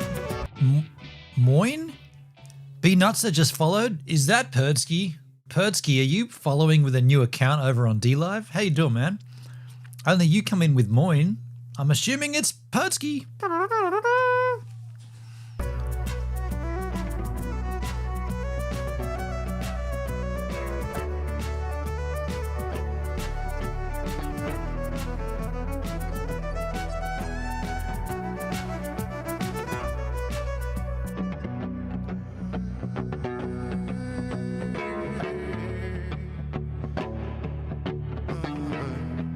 I'm thinking of a pirate chant. This is pirate myth. Oh. Hoity hoity hoity ho, hoity hoity hoity ho, hoity hoity hoity ho, hoity hoity hoity ho, hoity hoity hoity ho, hoity hoity hoity ho. Hoity hoity ho, hoity hoity hoity ho, hoity hoity hoity ho, hoity hoity hoity ho, hoity hoity hoity ho. It's more Viking than pirate, right?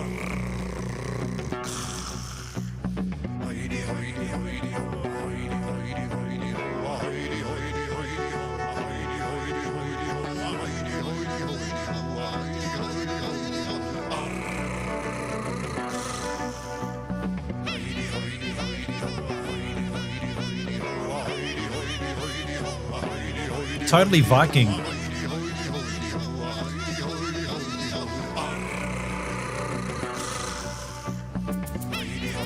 Pretty odd.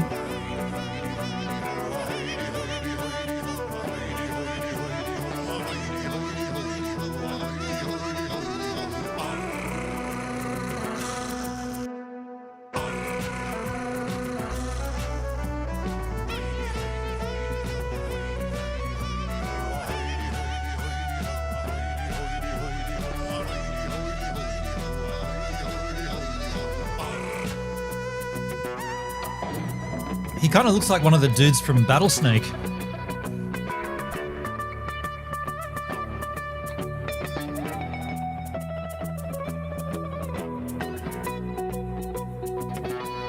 Yo, Blaze. Future leaders with fun interview. English not your first language? Blaze Autumn over on Beamstream.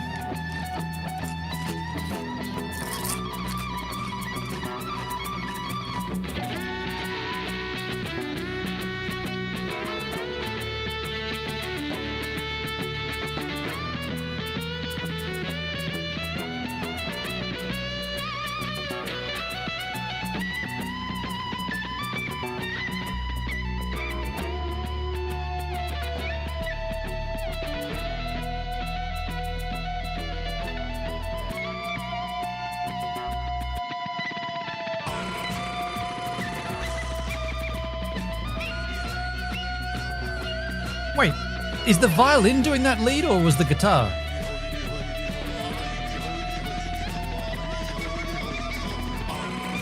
That's the violin doing that lead.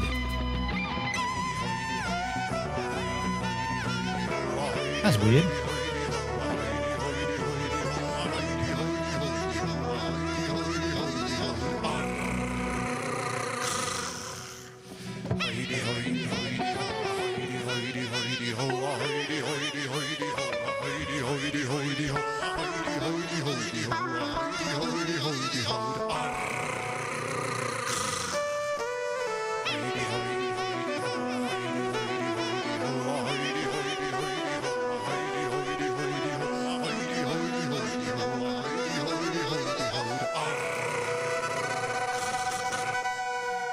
No, this is very odd.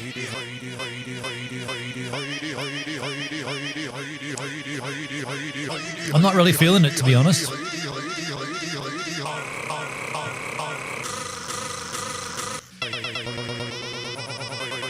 It's too much technology. He's going overboard.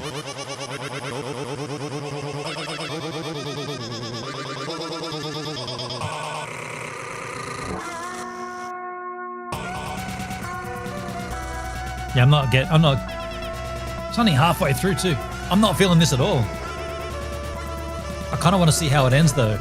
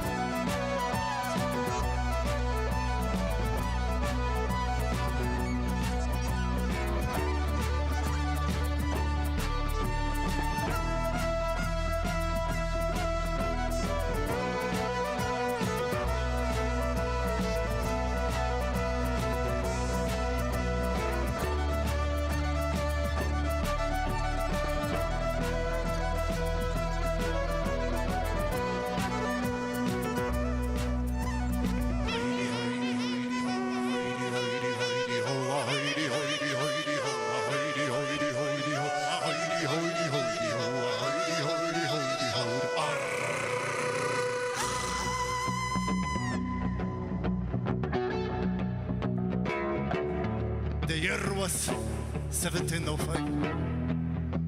The clapped around in Ireland in the room on the side. Now it's Dublin? In the Hun and Loch Ness, the monsters did arrive. And everybody said, dude, they had to sight in the mountains, in the shadows, in the Hochtemel, the Hacht. You have to touch the Samurchte gebracht. Ostermochten is the Rach, or a never the East. Sabreken Hochstads, I mean, it's pretty cool, I suppose. Or I'm still creating violin, is have to Dragon's Den. Und ich den noch zu schwachen ab und nach wie Pardon.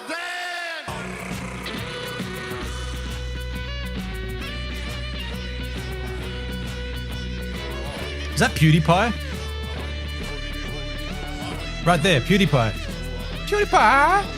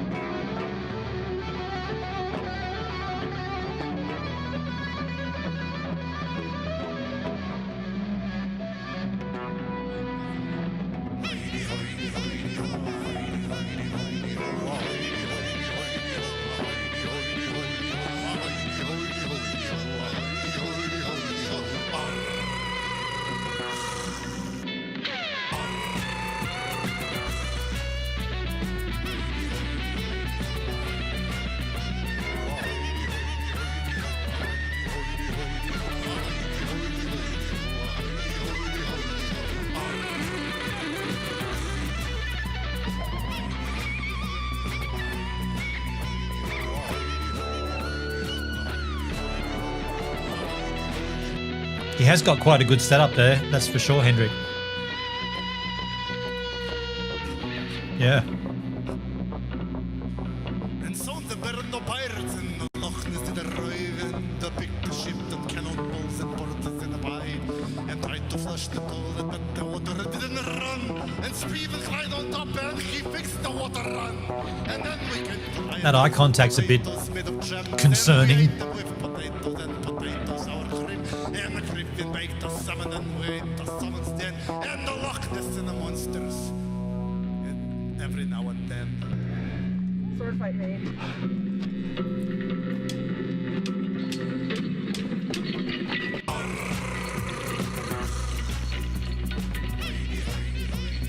Wow.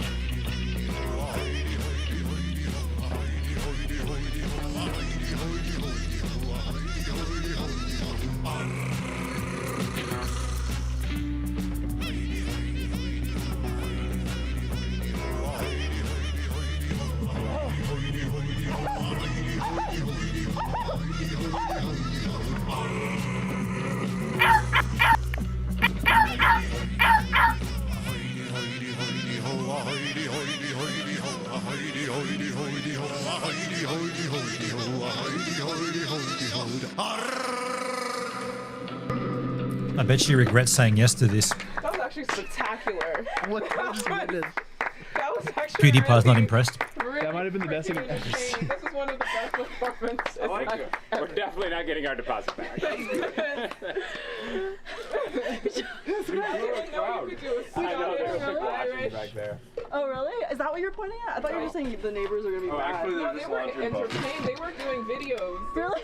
Were they? Yeah, they were like, hi. They were watching back. Kind of looks a bit like New Zealand. You guys see all the fish? Yeah, they're The all. fish came to listen. That's got 1.9 million views. Holy shit. To listen. Well done. That was really fun. It's not When PewDiePie? you went like the dubstep. Sure. The highest octave. Looks like I'm him. like, oh. PewDiePie! Put that on Spotify. The highest high here. Yes, it is.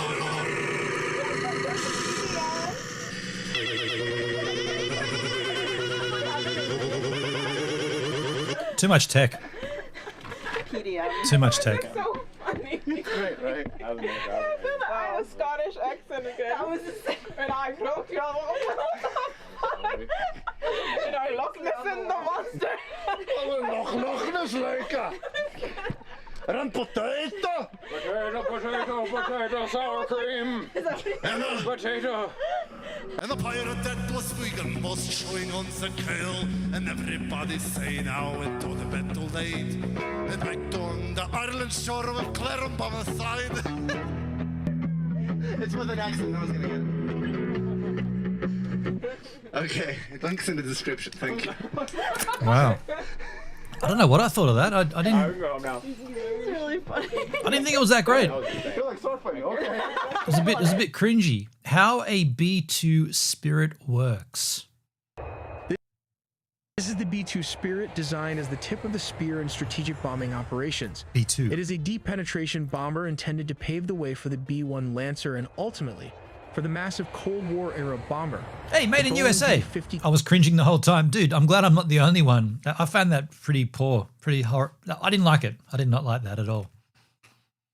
B-2 Stratofortress. Good to see you, buddy. The B-2 Spirit achieves its mission thanks to its unique wing structure which deflects radar, while the paint absorbs the remaining radar signals rather than deflecting them back to their source, enhancing its stealth capabilities. To break it down further, the aircraft is constructed from a combination of materials: titanium, graphite epoxy, fiberglass polyamide, graphite polyamide, and fiberglass epoxy, particularly on the leading edge and wingtips. However, don't be deceived by its seemingly soft outer skin. Beneath the surface lies a robust framework of high-strength steel ribs that allow the wings to flex and bend as needed during flight. To further maintain its stealth profile and It's reduce like its heat the signature, Batwing. the engines are buried deep within the aircraft's body.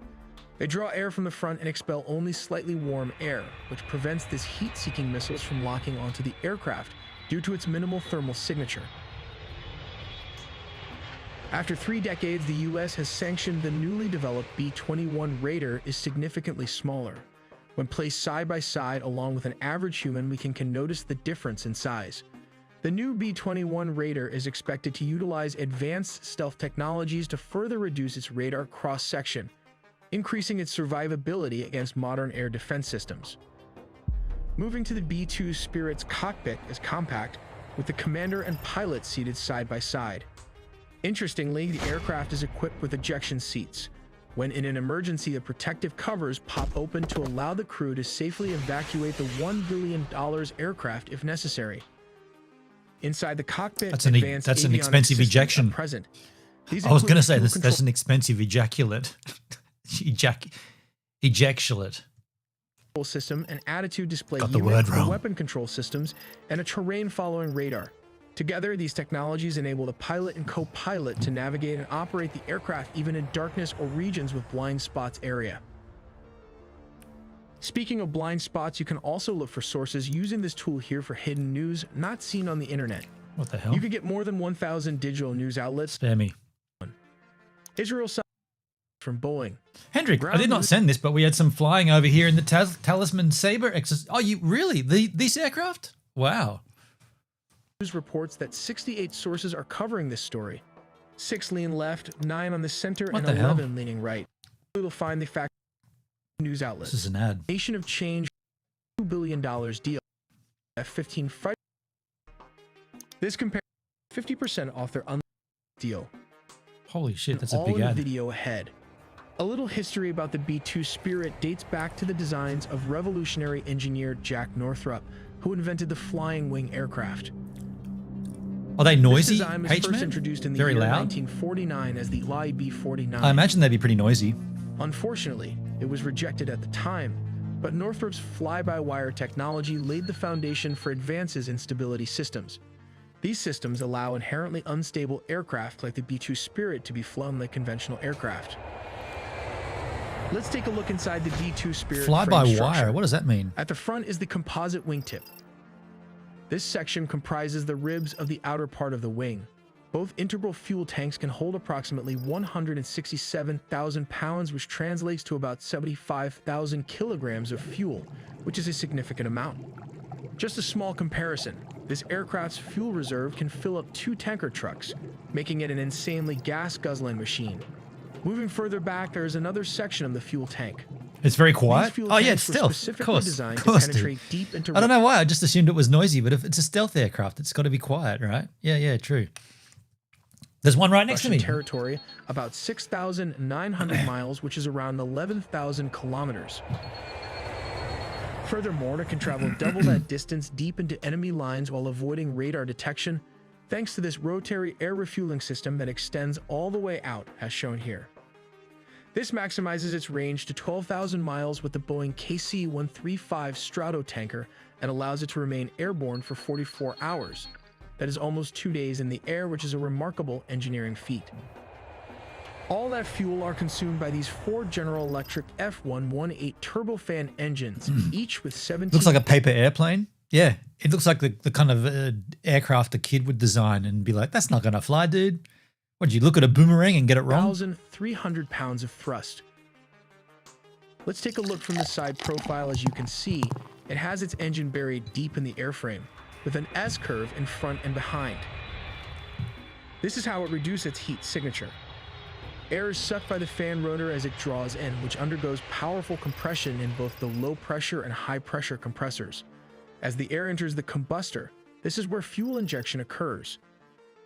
This process generates a continuous combustion of fuel and air, reaching temperatures of more or less than of 1,000 degrees Celsius. That's hot. The resultant heat causes the gas to expand, leading it to escape from the combustor with high energy, flowing through both the high and low pressure turbines.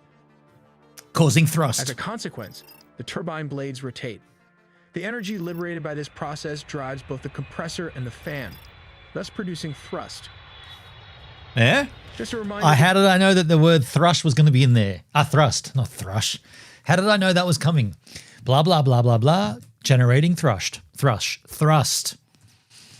B-2 Spirit does not use afterburner because as a stealth bomber, it has to compromise on speed to lower its heat signature. The exhaust from the Thrust engines harder. is mixed with ambient air before harder. it exits the airframe. This significantly lowers the temperature of the exhaust, hence reducing the heat signature suitable for this stealth bomber to remain undetected as much as possible. For a conventional aircraft, it has ailerons at each wingtip that move opposite one another to roll the plane. It also has elevators at the tail that affect pitch, and the rudder controls yaw or rotation. Rudder controls y'all? However, if we look at the B-2 Stealth Spirit, thrusting, it doesn't rudder have made in all of those USA. control surfaces like a standard aircraft. Thrust. You'll notice that there are no leading edge slats. No The slats. massive wing, which essentially comprises the entire aircraft, generates enough lift on its own. Instead, the B-2 Spirit has outboard elevons located here close to the split drag rudder, mid-elevons and inboard elevons near the engine exhaust. These control surfaces are located all over this area and move independently as a single unit. They can move opposite one another to achieve roll and work together for pitch control. They also use a combination of both for maneuvers that require some roll and pitch at the same time. As stated, almost every aircraft has a rudder and elevators to turn and stabilize the plane, but the B-2 Spirit has none of these. This is because any vertical structure would reflect radar waves, which is why they had to design it without vertical stabilizer or rudder at the rear. Wow. Instead, they use this technique of split drag rudders to provide directional stability and control in a flying wing aircraft. That's pretty But interesting. there is a catch. As opposed to conventional rudders, the control efficiency of split drag rudders is typically low for small deflection angles. That is why the B-2 Spirit turns very slowly compared to other military planes. Each split rudder consists of 2 separate panels that swing out vertically in opposite directions. When the left split rudder opens, it produces drag and causes the B-2 Spirit to yaw to the left in the direction of the open split rudder. The same effect occurs with the opposing right side split rudder. This is what happens inside the cockpit. When the pilot pushes the left rudder pedal, the left split rudder opens, causing the aircraft to yaw to the left. Similarly, when the pilot pushes the right rudder pedal, the right split rudder opens, causing the aircraft to yaw to the right. Just say turn, yaw. The B2 Spirit composite can be divided into several parts. Here, we find that all the edges are made of fiberglass epoxy to reflect radar, while the largest part of the wing is primarily made of graphite epoxy. Interestingly, the crew station assembly is made up of aluminum. Aluminum? At the base, Huh? since these areas have to withstand a lot of heat from the engine, they are made of titanium, a super strong, expensive material. But can it do a barrel roll? Interesting. Finally, we have fiberglass polyamide, a stealthy material able to withstand heat. Can it do a handstand? This is what it looks like with all the labeling and segments assigned to it to give you a better picture. Let's take a look at the $1 billion radar paint technology, which is still classified, but here's what we know from aviation experts. It involves the use of radar-absorbing material, also called RAM. RAM is a polymer-based material applied to the surface of stealth military aircraft, like the F-22 Raptor and F-35 Lightning II. Moving to the belly of the beast and opening the bomb bay door is this weapon adapter suspension, which makes this bomber formidable. While the B-2 Spirit might look small, it can fit around 80 numbers of Mark 82 bombs weighing 500 pounds. Yes, all these 80 weapons can fit inside this weapon adapter, totaling around 40,000 pounds, which is approximately 18,000 kilograms of free-fall gravity weapon system. All this tech and all this knowledge just to go and kill a bunch of people, right? All of this shit is used to just maim and harm other people. Somehow we got it all wrong on this planet, didn't we? You're spending all this billions of dollars in research, and the point of it all, so you can drop bombs on a country without them knowing you're there. It's pretty horrible when you break it all down. I know, right? Yeah, like all of this cool design, thought process, technology development, research, and the point of it all, so that we can slide into your country and fuck you up without you knowing we're there. Global conquest, man. It seems like we've messed up somewhere along the way, haven't we? This could have been used. This technology or this amount of money and research could have gone into, like, you know, longevity and preserving good life, good nature. But instead, here we are trying to race to kill each other. It's fucking dumb. We're all here together on this big flat disc plane spinning earth ball globe machine. Mistakes were made, yeah. Depending on the mission, the B-2 Spirit can switch to this rotary weapon system, enabling it to carry around 16 numbers of AGM. It's funny, when you're a kid, you're like, your parents tell you, don't fight, you know, play in that sandpit nicely with Joey Jojo. Stop fighting over there. Give him your toys. Let him use your tractor. You can use his tractor. And then when you get older, it's like, fuck no, that tractor's mine and I'll blow your head off. If you look at me differently, I'll blow your head off. Why can't we just be friendly neighbors? Why can't we all just be humans? We're all human, but yet one human's better than the next human, apparently. One human has more right than the other human. We're all the same species. Hey, it's weird. 8 missiles, which can cost around $1.5 million each. When ready, a B-2 Spirit can drop this weapon payload discreetly. The AGM missiles unfold their wings to fly towards the target, traveling up to 230 miles, which is around 370 kilometers. Let's take a look at how this works. Step 1. The bomb deployment platform. As previously mentioned, a B-2 stealth bomber flies at a very high altitude. We're all different, but we're all the same, but we're all different, but we're all the same, but we're all different. Bada bing bong. Yep. Bada boom, bada bing. When the aircraft reaches the designated location and the conditions are optimal, it can release this specialized MOAB weapon system. And the thing is, all of this technology to deploy these bombs, there'll be someone else designing the one that's reacting to this. And it's like, well, we've developed a bunker that can somehow move itself when it detects a bomb approaching, and it can dig its own hole in the ground and bury itself with titanium epoxy resi fiberglass, and no one gets hurt. So it's like, oh, so they can't. So then they got to develop better tech to kill them. We still want to kill you fuckers, but we're going to develop more technology, better than your technology, and then we'll kill you later. It's on the it's on The Simpsons where you see that image of the gun, and then he's like, well, I'll get a bigger gun, then I'll get a bigger gun than you, and then I'll get a bigger, and then it cuts out to the planet Earth, and there's just a bigger gun, and everyone's getting bigger guns, and then all of a sudden the whole thing just explodes. The bomb is designed for precision, and the deployment height plays a crucial role in its trajectory and effectiveness. Then step 2 comes the targeting precision. The bomb is outfitted with advanced guidance technology, including GPS and inertial navigation systems, which are military-grade satellites. Then comes step 3, that is adjusting the trajectory. All this technology just to deploy it once and then blow the thing up. You're not getting any of that tech back, are you? All that GPS tech and all the trajectory and all that. It's just boom. Did it work? Oh yeah, it blew the fuck up. Maybe we all decide that war is illegal. That's interesting. If the world gets together and goes, you know what? We don't want to throw bombs at each other anymore. Because when I throw a bomb at you, you throw one right back at me, and that doesn't seem like it's going to resolve itself. There's just going to be bombs going back and forward. No. You know what it is? It's who's got the bigger bomb then? Who developed the best bomb? They're the winners. And data War is then not just bombs. transmitted to True. the bomb's True. 4-lattice motors True. fins located at the rear. These fins can move and adjust in real time, allowing the bomb to correct its course as it descends under the force of gravity. Wow. These adjustments are essential because the weapon does not have thrusters to change its trajectory. Instead, it relies on the movement of these fins and the high altitude drop to control its flight path. This is why the bomb must be deployed from a very high altitude so it has enough time and distance to adjust its trajectory accurately.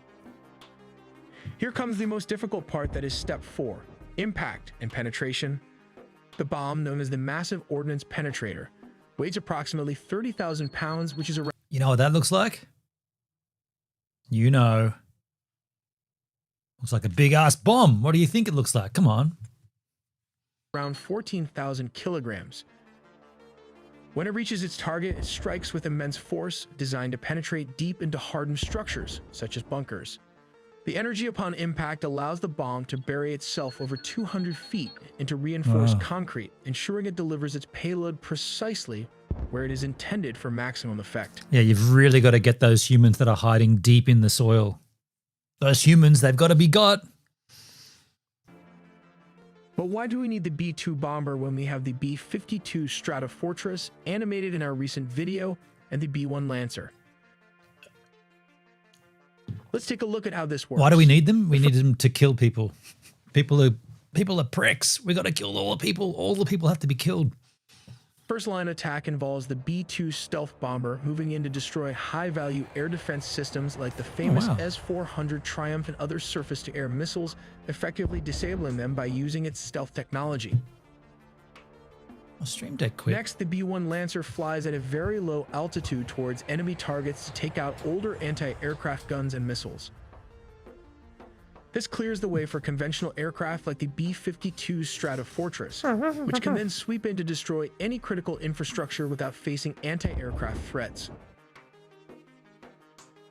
This is the reason they need both the B-2 stealth bomber and conventional bombers, as there are only 19 units of the B-2 Spirit in service to date. We also make original engineering content, so please subscribe and hit the notification. You know what we should do here?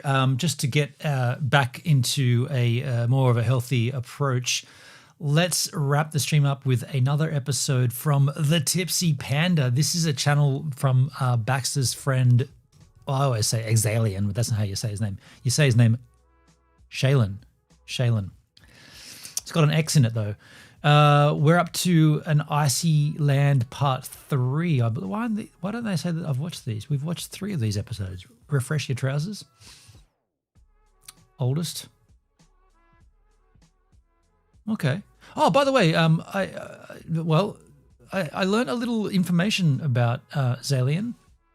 Last night we were talking about him, and I think it was Dale that was saying, wealthy parents. And I was talking, we were talking about it, and no, this gentleman worked his guts out during his high school years, worked a part-time job, saved all his money. He doesn't have he doesn't have parents. He's adopted. His real parents, they're not in the picture. I don't know much about him, but I know that he's been adopted, and all of this trip that he's on, he's funded it himself. So he hasn't had like a handout, or he's just worked his guts out to be able to afford this trip. That makes this content even more compelling, I think. Instead of watching bombs being built, let's watch a young man exploring out there in Europe, or he's in Iceland right now. This is the Tipsy Panda, An Icey Land Part 3.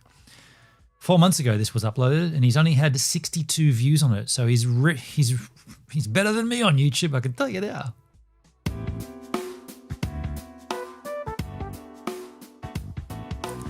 It's more genuine content than watching bombs being built, you know?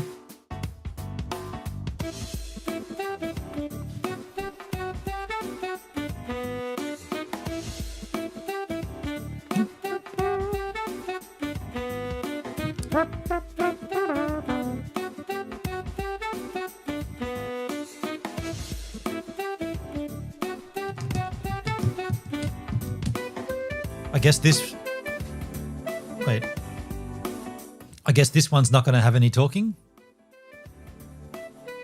It's just a simple little vlog of a horse. They'd be cold, right? Those horses.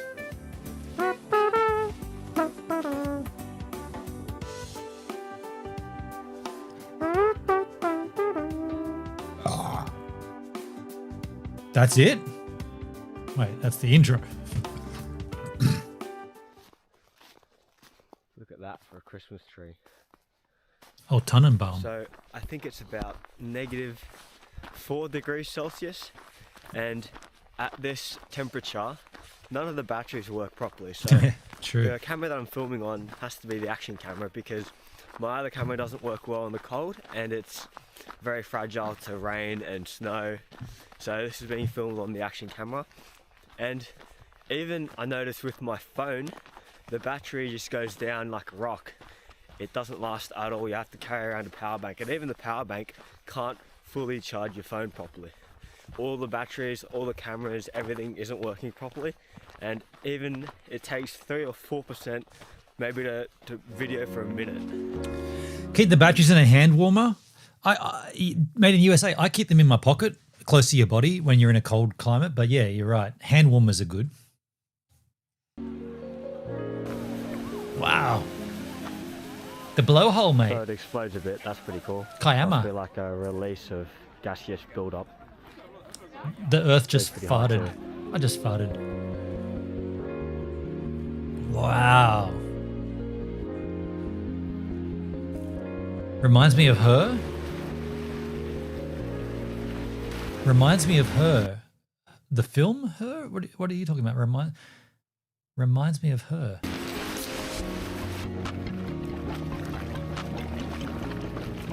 Just little pockets of boiling water that are around 80 to... Jesus. Well, yeah, obviously it's 100 degrees, but... That's hot. Holy shit, man. Very nice. The earth's alive in Iceland. Not a very nice smell, though. My wife? Dumb joke. Now that is... When you said reminds me of Her, I just assumed you meant the film Her. Okay, that's fair if it reminds you of your wife. A hand warmer? This is the view from lookout number 1. There's some massive trucks here. That van... Wow. Probably... Mercedes-Benz on spirits, on steroids. There, that one. For a van was pretty mad, but that for a bus... Look at that bus! Crazier, bro. Look at the wheels on those things, man. Next place. Oh, the fart geyser reminds you of your wife. Oh, dear, dear, dear. You better get that checked out, man. Your wife farts like that? Shit. See a massive waterfall. Wow. Yep, that's a waterfall, that's for sure. There it is. That's epic. I have found yet another waterfall. Humor.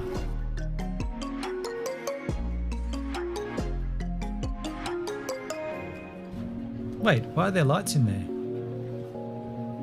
They put lights in there, right?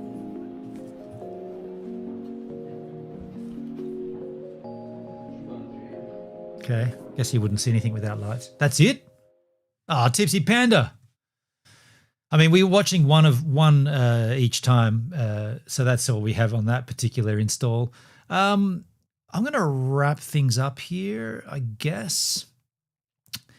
yeah, I'm gonna wrap it up here. Look, I haven't been myself really on this stream. I've been a little bit, I don't know, just didn't have a great day. I'm tired and I had a late night, and I don't know. I'm just making excuses for being a big fat pansy, but I don't know. I just didn't have a great day, and I wanted to stream because I'm streaming more now than I have before. Just some sort of small changes in situation, and I'm able to get to the streams more. But I don't know, like, yeah, it's still nice to come out here and do something for a little while, even though whatever, we haven't really been here very long, and I'm going to wrap it up here now. Yeah, thanks for watching. Thanks for hanging out. Thanks for chilling. Yeah, cheers, made in USA. Thank you, man. Yeah, have a good one and cheer up. Yeah, I don't know, I don't know, Hendrik, just like, thank you for saying that, but also you see me a lot on stream, not just you, but everybody, and I come out here and I'm always telling it like it is. Like, I'm not going to fabricate it, and like, most of the time I'm in a good mood, good shit's happened, and I'm feeling energetic and I really want to stream. On the flip side of that, there's going to be times when I'm like, no, I'm fucking over it and I'm down. And that's one of these days today. I'm just like, and like I said at the beginning, I don't really have any reason to be like this. But I'm underslept. Technology failed me. Well, technology didn't fail me. I failed technology. I got some bad news about how much it's going to cost to get the timing belt done on GoVan. It's going to be about $3,000, maybe $3,500. I'm going to do it, but you know what? I probably shouldn't let that really affect me, because money's just money, right? Like, money comes, money goes. So who gives a shit if you spend money doing something? Like, I'm going to do it. I'm going to do the job, but yeah, I let the cost of the job get me down. It's kind of shit, actually. But yeah, I'm never gonna disguise what's going on. Like, I'll if I'm here, I'll tell you what's happening. And just one of those down days, I suppose. For all the down days, there'll be 800 up days. My work murders my soul daily. Right? Yeah, right on. Yeah, like, everybody has to work, everybody has to earn money, and what's the point of it? To spend it. You earn it to spend it. So I'm going to spend it. I'm going to get the job done. I'm going to persist with this other tech thing that I'm trying to work on, and I'm going to learn how to do it, and I'm going to get that done as well. And then, yeah, we're going to go down to Tasmania on a road trip, and you guys are going to come with, and it shall be fun. And therefore, I'll see you all. I'm on daddy duties. I'm on uncle duties tomorrow. I'm not working tomorrow, but I'm taking Poopsie to school and returning her from school. So I'll be streaming tomorrow afternoon as well. Hang out with me tomorrow. We'll talk then, eh? Cheers, Azizes.